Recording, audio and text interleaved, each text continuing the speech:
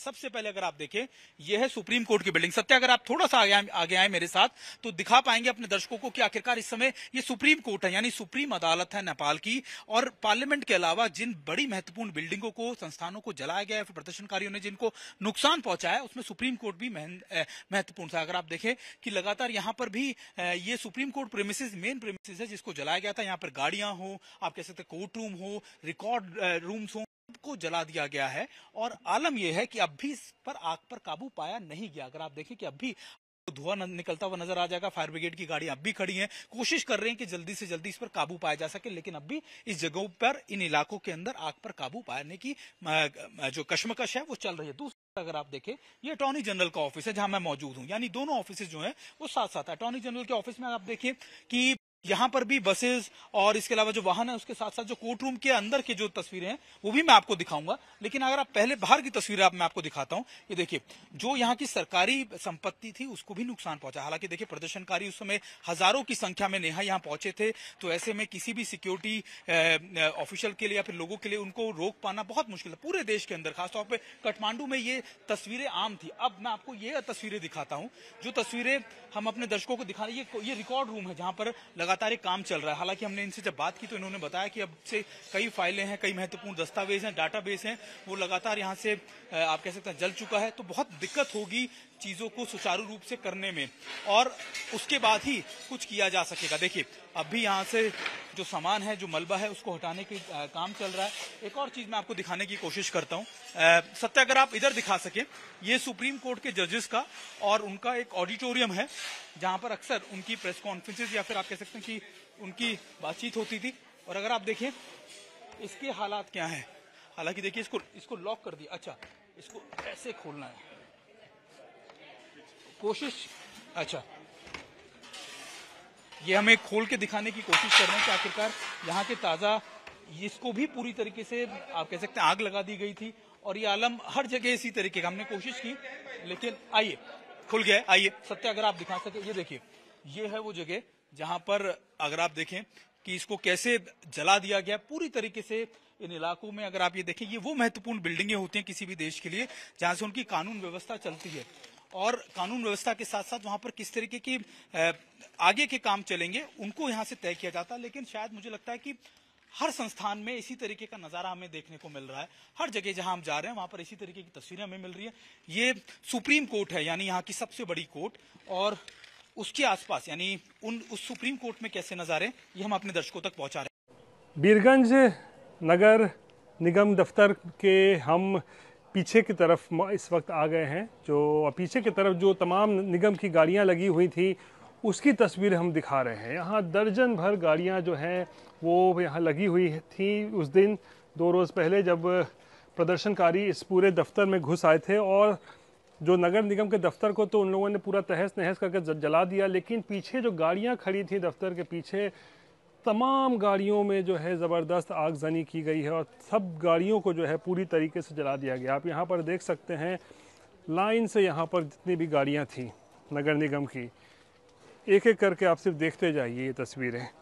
ये तस्वीरें उस गुस्सा, उस रोष की गवाही दे रहा है जो युवाओं का जो आंदोलन देखने को मिला 2 दिन, उसमें हम आपको सिर्फ दिखाते जा रहे हैं। आप लाइन से देखते जाइए ये तमाम जली हुई गाड़ियाँ। किस तरीके से सर पर खून सवार था। सत्ता परिवर्तन करने का, मौजूदा सरकार से नाराज़गी, भ्रष्टाचार के आरोप, महंगाई, नेताओं और बड़े बड़े मंत्री सांसदों के बच्चों को बाहर में पढ़ाई की सुविधा, लेकिन जो स्थानीय लोग हैं उनके लिए कोई सुविधा नहीं, स्थानीय लोगों को रोज़गार नहीं, पढ़ाई उनको ढंग से मिल नहीं रही है। तो इन सब तमाम चीज़ों को लेकर जो है आप देखिए किस तरीके से ये पूरा आंदोलन चला। और बीरगंज में नगर पालिका का ये दफ्तर जो है अब एक तरीके से कहें तो खंडहर हो चुका है। नगर पालिका के लोग जो हैं यहाँ पे आ रहे हैं, आज से आना शुरू किया, और यहाँ पे लोग देखने की कोशिश कर रहे हैं कि क्या नुकसान हुआ, कितना नुकसान हुआ है। लेकिन ये तस्वीरें बहुत भयावह है और उस क्रांति की गवाही दे रहा है जिस क्रांति को लिखने के लिए नेपाल का युवा जो है वो सड़कों पर उतरा था। कैमरा पर्सन दीपक कुमार के साथ रोहित सिंह, बीरगंज, नेपाल आज तक। इस वक्त हम मौजूद हैं बीरगंज में नगर निगम के कार्यालय पर, और 2 दिन पहले किस तरीके से यहाँ पर ज़बरदस्त बवाल मचा प्रदर्शनकारियों के द्वारा, और किस तरीके से पूरे के पूरे इस नगर पालिका के कार्यालय को जला दिया गया है, पूरी तरीके से नष्ट कर दिया गया है। ये तस्वीरें आप देख सकते हैं। खून सवार था प्रदर्शनकारियों के सर पर, और इसीलिए इस तरीके से जो है बड़े बवाल को जो है वो अंजाम दिया गया था।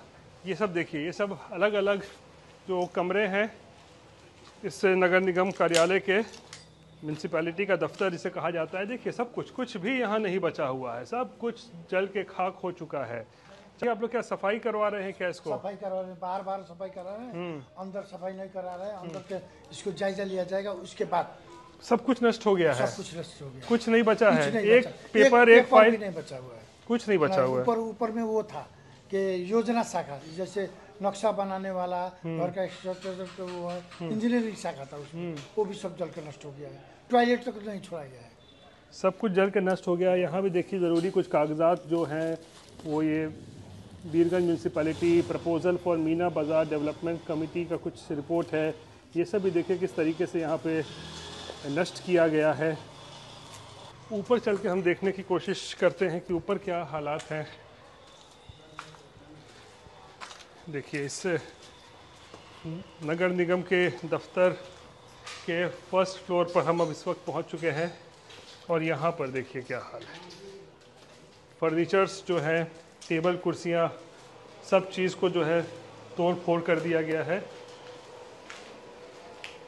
इधर देखिए इस कमरे में, यहाँ भी सारे शीशे तोड़ दिए गए हैं, जो पेपर थे, कागजात थे, फाइल्स थी, उनमें आगजनी कर दी गई है। यहाँ भी पूरी तरीके से ये देखिए, ये जो अलमीरा था, अलमीरा में ज़रूरी दस्तावेज़, कागजात, सब कुछ नष्ट, सब कुछ ध्वस्त। यहाँ पर एसी है, ये एसी लगा हुआ था ऊपर, एसी को यहाँ तोड़ फोड़ करके आग बुझा के हवाले कर दिया गया। तो ये तस्वीरें अपने आप में सब कुछ बता रहा है कि किस तरीके का ये आंदोलन रहा था 2 दिनों तक, किस तरीके से काठमांडू समेत नेपाल के कई इलाकों में ज़बरदस्त आगजनी, ज़बरदस्त हिंसा हुई, और सरकारी संपत्ति को किस तरीके से भारी नुकसान पहुंचाया गया है।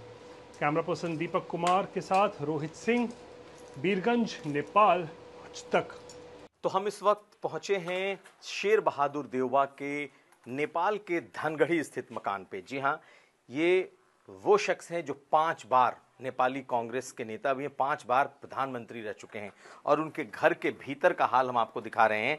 किस तरीके से भीड़ ने, मॉब ने उनके घर को पूरी तरीके से जला दिया है। अगर आप देखें चारों तरफ तो उनके सारे सामान बिखरे पड़े हैं। हमने आपको भी घर के बाहर का हाल दिखाया। भीतर जितने बेड हैं, बक्से हैं, लोगों ने लगता है पूरा बक्सा जो संदूक है उसे लूट लिया है। इस तरह की तस्वीरें आपको दिखाई देंगी। बेड पूरी तरीके से निकाला हुआ है। इसका मतलब है कि तोड़फोड़ के साथ साथ ज़बरदस्त तरीके से लूटपाट भी इसमें दिखाई देती है। हम आपको दिखाएं किस तरीके से जलाया गया है इस पूरे घर को। अगर आप देखेंगे तो आपको अंदाज़ा लगेगा। ये उनका घर, और कुछ इस तरीके से पूरी तरीके से जलकर खाक हुआ है। घर में कुछ नहीं बचा। पूर्व प्रधानमंत्री शेर बहादुर देवबा का ये घर हम आपको दिखाएं। ऊपर की तरफ देखने की कोशिश करेंगे। नीचे तो बिल्कुल जलकर राख हो चुका है। हम कोशिश करते हैं ऊपर लेकर दिखाने की कि ऊपर में क्या क्या चीज़ें हैं। तो ये घर देखिए, नीचे से लेके ऊपर तक कुछ नहीं बचा है, सब कुछ राख है। अपने कैमरा पर्सन संदीप दुबे से कहता हूं कि वो दिखाएं कि किस तरीके का दृश्य है। अगर जिस वक्त मॉब यहाँ पहुंची होगी, कैसा भयावह दृश्य यहाँ का रहा होगा। लेकिन शायद ये लोगों का गुस्सा है, और जो आम लोग हैं उनका कहना है कि अगर इतने बच्चों की मौत नहीं हुई होती, जो जेनजी हैं जिन पर गोलियां चली हैं, अगर 20-22 बच्चों की, लड़कों की मौत नहीं हुई होती, तो शायद ये गुस्सा नहीं पनपता। लेकिन उन मौतों ने इस प्रधानमंत्री के घर पर जो गुस्सा दिखाया, आप अंदाजा लगाइए। सुशीला कार्की को आर्मी हेडक्वार्टर ले जाया गया है। और साथ में ही दुर्गा परसाई की गाड़ी को भी देखा गया। दुर्गा परसाई को भी सेना की सुरक्षा में ही आर्मी हेडक्वार्टर में अभी ले जाया गया है थोड़ी देर पहले। लगता है कि दोनों को साथ बिठाकर आर्मी चीफ बातचीत करेंगे। दुर्गा परसाई कल भी आर्मी चीफ से मिले थे वो कल भी उनकी मुलाकात हुई थी। और सुशीला कार्की की, जो कि आज शाम 4 बजे उनकी मीटिंग तय थी, लेकिन अभी थोड़ी देर पहले ही आर्मी की सुरक्षा में, आर्मी की गाड़ी में ही उनको हेडक्वार्टर ले जाया गया है और जहां उनकी अब बातचीत होगी। इसी दौरान बाकी जितने जेएनजी प्रतिनिधि थे उनको इस समय सेना हेडक्वार्टर से बाहर, जो मीटिंग हॉल था वहां से उनको बाहर निकाला गया है। बाकी जो प्रतिनिधि गेट के पास थे उनको भी अभी भीतर नहीं जाने दिया गया है। पहले सुशीला कार्की और दुर्गा परसाई से उनकी बातचीत होगी। मैं आपको कुछ तस्वीरें दिखा दूं। मैं इस समय पार्लियामेंट और आर्मी हेडक्वार्टर्स के उस एरिया में हूं जहां पर अगर आप देखें कि आर्मी की तरफ से पूरा कॉर्डन किया हुआ है और लगातार अगर आप देखें कि आर्मी की बख्तरबंद गाड़ियां जो होंगी वो लगातार आपको नजर आ रही होंगी कि वो गाड़ियां जो है वो इस जगहों पर मार्च कर रही हैं। इस समय जो हालात है वो इस तरीके की कि आर्मी पूरे इलाके को कंट्रोल करने पे लगी। हालांकि देखिए, मैं आपको बताऊं कि सुबह से ही कर्फ्यू था, लेकिन उसके बाद से, कर्फ्यू के बाद से कुछ ढिलाई बरती गई थी लोगों को उनके सामान लेने के लिए, घर के खाने पीने के लिए सामान, लेकिन उसके बाद दोबारा से स्थिति थोड़ी सी टाइट कर दी गई है। मैं इस समय जिस इलाके में हूं, अगर आप देख रहे हो, ये भद्रकाली का वो इलाका है। इस इलाके के ठीक सामने अगर आप देखें, यहां पर हेडक्वार्टर्स है और ठीक मेरे पीछे, यानी अगर मेरे कैमरा पर्सन आपको दिखा पा रहे हो तो यहां से ठीक सामने 100 मीटर दूरी पर पार्लियामेंट है। और इस